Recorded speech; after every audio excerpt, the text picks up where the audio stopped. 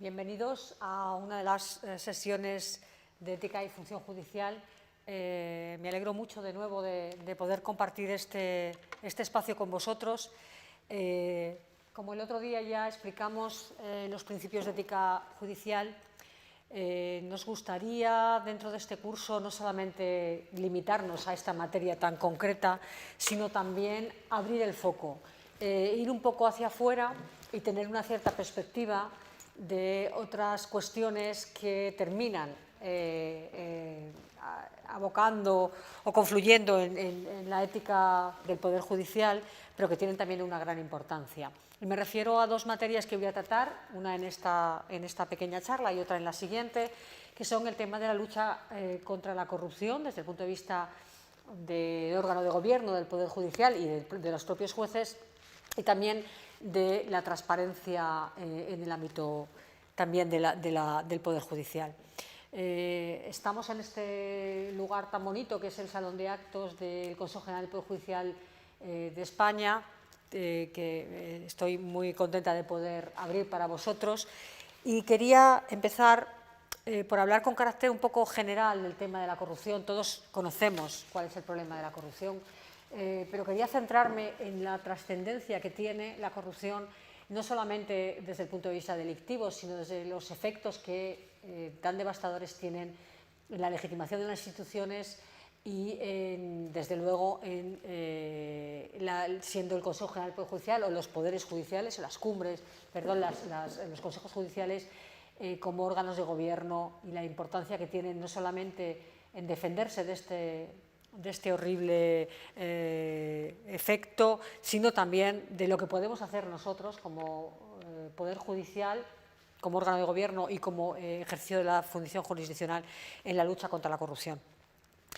El Diccionario de la Lengua de la Academia Española define la corrupción como una acción y efecto de corromper o corromperse. Pero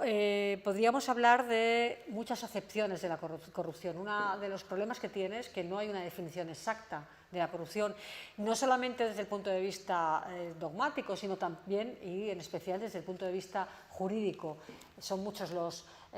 códigos que hemos podido ver y consultar todos en nuestro ámbito iberoamericano, y la corrupción en algunos sitios aparece definida, en otros no aparece definida. Se potencia más la corrupción, la lucha contra la corrupción pública, la lucha contra la corrupción privada. Es un tema suficientemente complicado como para que lo tengamos que abarcar desde varios puntos de vista. Pero sí que hay algunos elementos esenciales que sí que coinciden en todos los conceptos de corrupción.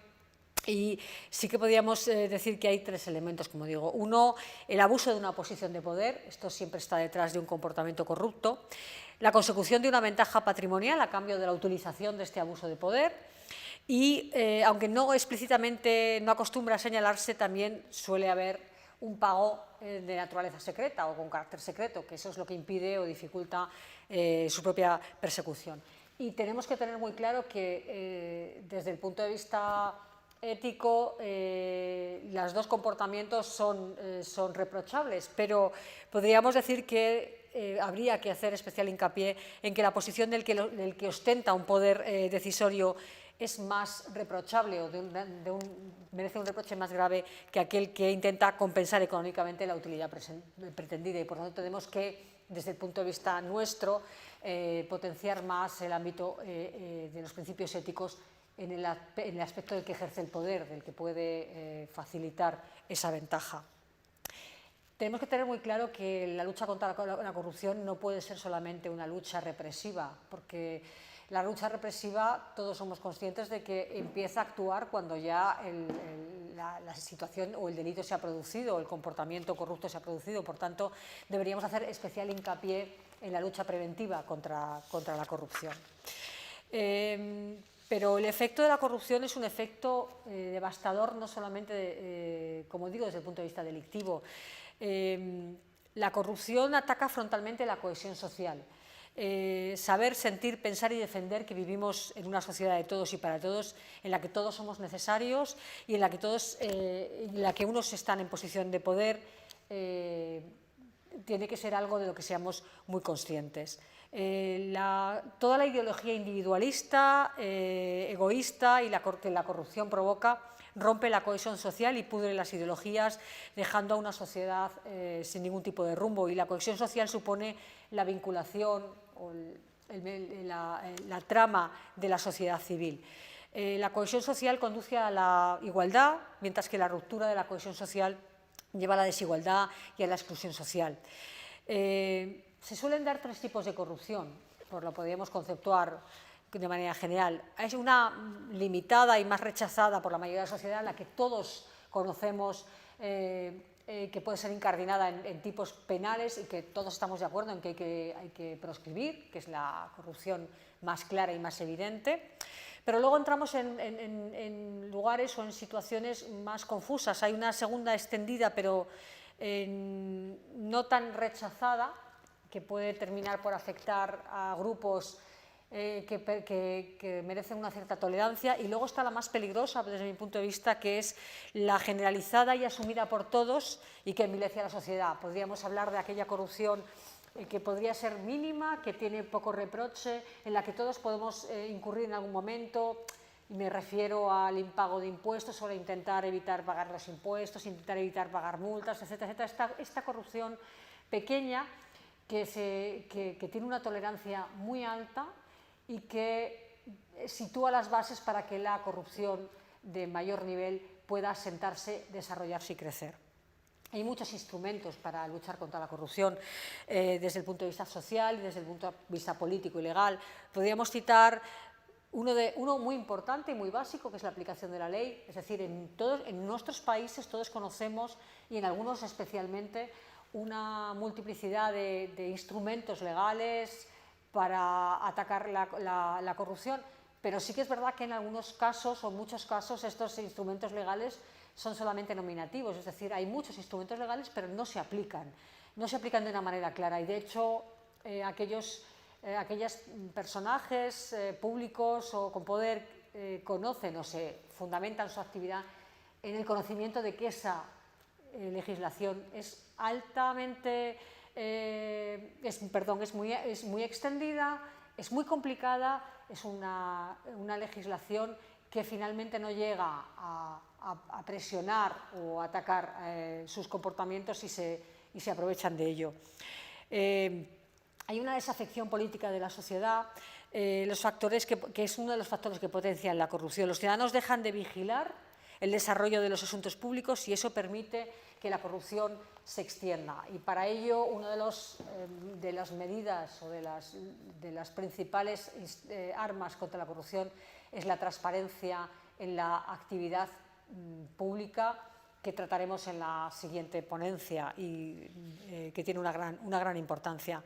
Hay que controlar a los partidos políticos, hay que controlar sus vías de financiación,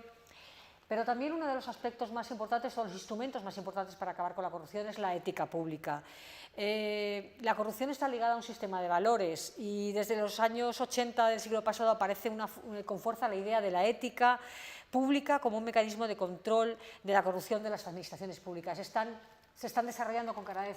cada vez con mayor importancia códigos éticos para todos los ámbitos y, desde luego, como hemos visto, los códigos éticos en el ámbito de la función judicial tienen una extraordinaria importancia. Hay que vigilar los mecanismos de control en la contratación pública, el control de las políticas de contratación de funcionarios, las incompatibilidades de los funcionarios, también de los propios jueces, y la regulación de los conflictos de intereses, que también me consta que en muchos de los países iberoamericanos está especialmente contemplada. Hay que crear, o se aconseja que se creen, oficinas anticorrupción responsables de la vigilancia y la prevención de la corrupción, y en concreto la Convención de las Naciones Unidas contra la Corrupción insiste especialmente en que la existencia de oficinas centrales de lucha contra la corrupción es un mecanismo muy eficaz y muy eficiente. Hay que desarrollar los denominados canales de denuncia para que existan vías para que los ciudadanos puedan acceder a esas denuncias con la suficiente protección, para que no exista esa propia autocensura. Políticas empresariales contra la corrupción que se están desarrollando, los programas de compliance y cumplimiento normativo son también muy importantes. En general, todas estas medidas son de una gran importancia. Y el preámbulo del Convenio Penal sobre la Corrupción de 1999 del Consejo de Europa, podemos citar como ejemplo, dice que la corrupción supone una amenaza para la primacía del derecho, la democracia y los derechos fundamentales y socava los principios de una buena administración, la equidad, la justicia social, obstaculiza el desarrollo económico y pone en peligro la estabilidad de las instituciones. Hemos hablado ya, por tanto, con carácter general de qué es la corrupción, cómo ataca las instituciones, cómo ataca la credibilidad, cómo ataca la legitimación. Esto nos va a dar pie para explicar el próximo día los principios y la importancia y trascendencia de las políticas de transparencia, pero ahora vamos a poner como ejemplo cómo podemos desde el Poder Judicial luchar contra la corrupción. Es evidente que el Poder Judicial es el que ataca la corrupción desde el punto de vista de la represión, eso lo tenemos todos claro, somos los que nos dedicamos a la instrucción, investigación, enjuiciamiento y castigo de los comportamientos corruptos, pero como órganos de gobierno deberíamos también tener una actitud muy activa en la que se busque, por un lado, auxiliar y ayudar a los propios jueces en esta lucha contra la corrupción y, por otro lado, también hacer pública y trasladar a la ciudadanía la forma en la que los jueces estamos luchando contra la corrupción. Es muy importante que la ciudadanía sepa que no solamente los jueces no tienen comportamientos corruptos, sino que en el desarrollo de la lucha contra la corrupción la igualdad ante la ley es una prioridad y que se está trabajando en la lucha contra la corrupción, que se está peleando contra ella y sobre todo que hay resultados, que los ciudadanos vean que estos resultados existen. Por tanto, los jueces y magistrados que luchan contra la corrupción deben de tener un cierto reflejo, esa lucha, a través de los órganos de gobierno del Poder Judicial para la ciudadanía. Es decir, los ciudadanos tienen que saber que hay condenas por delitos de corrupción, no solamente para pequeños actos corruptos, sino que altos dirigentes políticos también son condenados por corrupción, que empresarios también de una gran trascendencia en el ámbito socioeconómico son condenados por corrupción, para que no pierdan esa fe en el Poder Judicial, que no pierdan la fe en que se persiguen los actos corruptos, porque si pierden la fe en que se produce una persecución de los actos corruptos y estos se castigan, al final la tolerancia a los comportamientos corruptos se puede llegar a extender. Son varios los ejemplos que se pueden poner y, evidentemente, como miembro del Poder Judicial y del Consejo General del Poder Judicial, os puedo poner algunos ejemplos de trabajos que se están realizando dentro del Consejo para auxiliar o ayudar a los jueces en el ámbito de esta lucha, pero quería hacer especial hincapié en un proyecto que se desarrolló dentro del Consejo del Poder Judicial y que he intentado trasladar personalmente al ámbito de la Cumbre Iberoamericana. Desde el punto de vista de lo que estamos haciendo aquí, puedo destacar, por ejemplo, existe un órgano, como un instrumento de carácter técnico dentro del Consejo General del Poder Judicial que intenta ayudar a ofrecer auxilio a los jueces que se encuentran desarrollando la instrucción de macrocausas, de causas muy complejas, en las que se les ofrece ayuda de intendencia, fundamentalmente, intentando siempre dejar muy claro que no se entra en las decisiones judiciales, como no puede ser de otra forma, pero que sí se les ayuda a toda la parte, como digo, de intendencia en refuerzos, en auxilio para interceder en la obtención de resultado para oficios que se remiten a las administraciones públicas o administraciones, empresas privadas. Lo que viene a ser una actuación de intendencia, se llama la Unidad de Apoyo de Causas por Corrupción y está funcionando de manera bastante importante dentro del Consejo. También se ha elaborado una guía de procedimientos por corrupción, de la instrucción de los procedimientos por corrupción, que ayuda a aquellos jueces que son de ingreso, que tienen poca experiencia, que se encuentran ante una causa complicada, como son generalmente todas las de corrupción, y en que se les dan unas pautas de instrucción que pueden o no seguir dependiendo de la situación en la que se encuentren. Les ayudan a través del apoyo del Servicio de Relaciones Internacionales para cualquier tipo de comisión internacional, se les ayuda, como digo, para solicitar apoyo en el auxilio con funcionarios, incluso en el auxilio con jueces de apoyo. pero no quería extenderme, dado el poco tiempo de esta intervención, sin hacer una especial referencia a lo que viene a ser el instrumento que hemos presentado desde España como producto de la cumbre, que todos sabemos que las circunstancias en las que nos encontramos de la pandemia están impidiendo que el desarrollo de la cumbre sea ordinario, que todavía no se han aprobado los productos, pero tengo muchas esperanzas en que este producto termine por desarrollarse o por aprobarse. Es un instrumento que se fundamenta en un producto que ya tenemos dentro de España, que es el repositorio de delitos por corrupción, y lo que he hecho ha sido elaborar un documento en el que se intenta trasladar a los miembros de la cumbre la importancia de que se cuente a los ciudadanos y se tengan datos sobre cuál es la lucha específica de la corrupción en cada uno de los países, para que esto termine por extenderse en el ámbito de la lucha contra la corrupción en la cumbre iberoamericana y que se cuente con datos que sean especialmente relevantes. Es evidente que el trabajo de los jueces y magistrados en la lucha contra la corrupción adquiere una dimensión constitucional muy relevante y con ella se patentiza la existencia de límites reales, de límites tangibles y contra la arbitrariedad, el abuso y el despotismo. Se visualiza la dimensión del Poder Judicial como una instancia independiente e imparcial llamada a controlar desde el derecho y hacer efectiva la idea de un Estado constitucional como sistema de límites y vínculos impuestos al ejercicio de cualquier poder. Hemos conseguido, a través de la elaboración de este repositorio, que desde que existe y se publica, toda la información que versa sobre la lucha contra la corrupción desde el punto de vista del Poder Judicial cuente con datos auténticos y que surjan desde el propio Poder Judicial. Es importante que sea el Poder Judicial el que ofrezca estos datos de la lucha anticorrupción y que sea el Poder Judicial el que los elabore y los ofrezca de una manera gratuita a todos los operadores jurídicos y a los medios de comunicación en concreto. ¿En qué consiste la elaboración de un repositorio de delitos contra la corrupción? Pues consiste en ofrecer información actualizada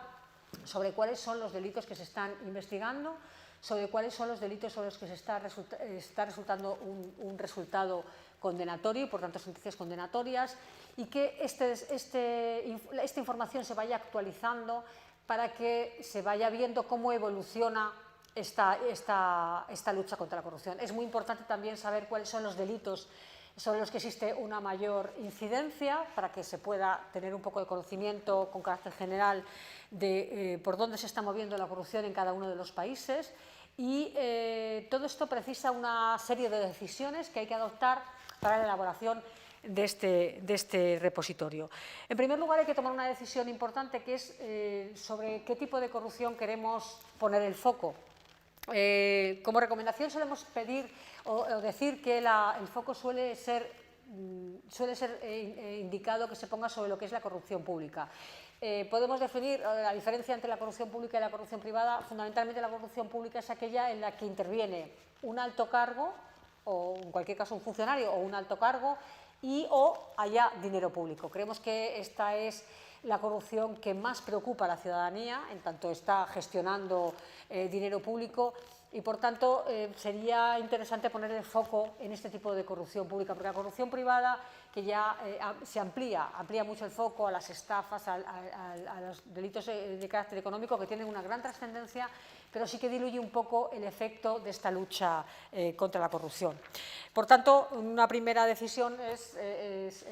dónde colocamos el foco.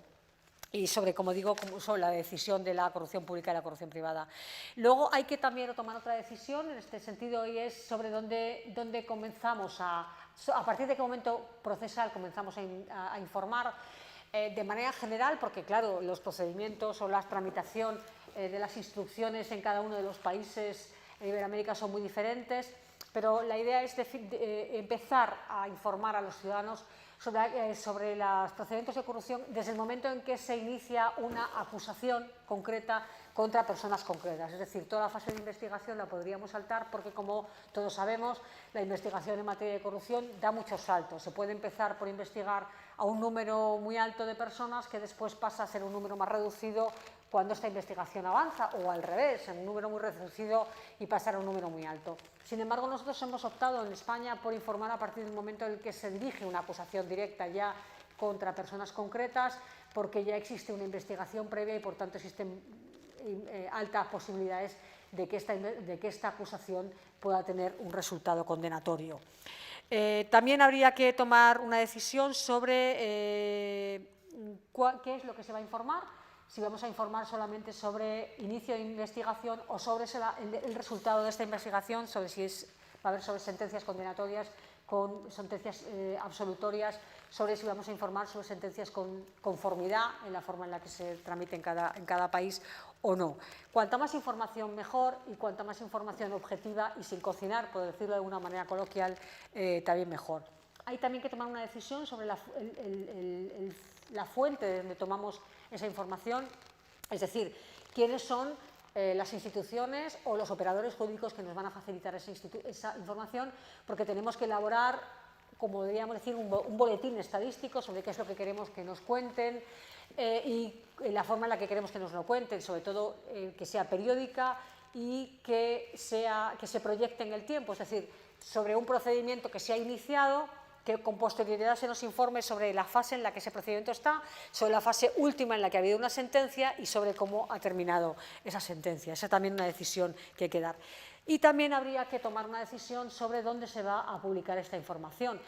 Para nosotros, desde luego, lo más importante es que sea una información que se facilite de manera gratuita a través fundamentalmente de los portales de los propios poderes judiciales, que generalmente se articula a través de los portales de transparencia. Es decir, hay que trasladar a la ciudadanía que esta información se pone en público para que todo el mundo, sin necesidad de acceder de una manera complicada, tenga una imagen muy clara de cuál es la foto de cómo se están investigando los procedimientos de corrupción, cómo van evolucionando estos procedimientos de corrupción, cómo va evolucionando la persecución sobre unos delitos que son sobre los que se hace más incidencia a los que no son, cuántas sentencias condenatorias se están dictando, por ejemplo, cada trimestre o cada mes o cada 6 meses, según se vaya decidiendo, y que esto se pueda hacer público para que la ciudadanía perciba que, como digo, la lucha contra la corrupción es una lucha real, que tiene datos concretos, que hay condenas específicas y sin perjuicio de que por la vía de las oficinas de comunicación, los gabinetes de comunicación de cada órgano de gobierno, se pueda dar información concreta sobre quiénes han sido las personas que han sido condenadas, siempre que éstas tengan una relevancia pública y, por tanto, un impacto mayor en la ciudadanía, porque ese tipo de repositorios fundamentalmente busca datos objetivos sin nombres y apellidos, pero sí de impacto sobre la lucha concreta contra la corrupción que está realizando el Poder Judicial. No me quiero extender mucho más porque sé que la visualización de este tipo de información a través de los medios online se hace bastante más pesada, pero sí quería dar unas pequeñas pinceladas sobre cómo nosotros, desde el punto de vista del órgano de gobierno, podemos aportar una información que directamente se convierta en la imagen de la lucha contra la corrupción, que está claro que finalmente los responsables son los jueces y magistrados que trabajan de una manera ardua y de una manera constante en esta lucha final, en la parte de represión contra la corrupción, pero siempre hemos pensado que esta imagen que se da de esta lucha sí que puede tener un efecto de prevención general y, por tanto, estaríamos hablando de la lucha no solamente de la represión, sino de la lucha a través de la prevención, que también puede ser muy importante desde el punto de vista del Poder Judicial. Muchas gracias por vuestra atención. Si habéis llegado hasta el final de la intervención, nos vemos en una siguiente intervención sobre materia de transparencia y nos vemos en los foros. Os animo a que participéis activamente en los mismos y a que cualquier consulta, cualquier ampliación sobre la materia que os he dado, estoy a vuestra disposición a través del correo electrónico y, como digo, espero que este producto sea aprobado en la Cumbre Iberoamericana y que todos los países se animen a cuantificar y a dar datos estadísticos sobre la lucha de los jueces y magistrados contra la corrupción, que no sea una lucha que quede en el anonimato y que los ciudadanos sepan que el trabajo se está realizando de una manera seria, constante y responsable por parte del Poder Judicial. Muchas gracias.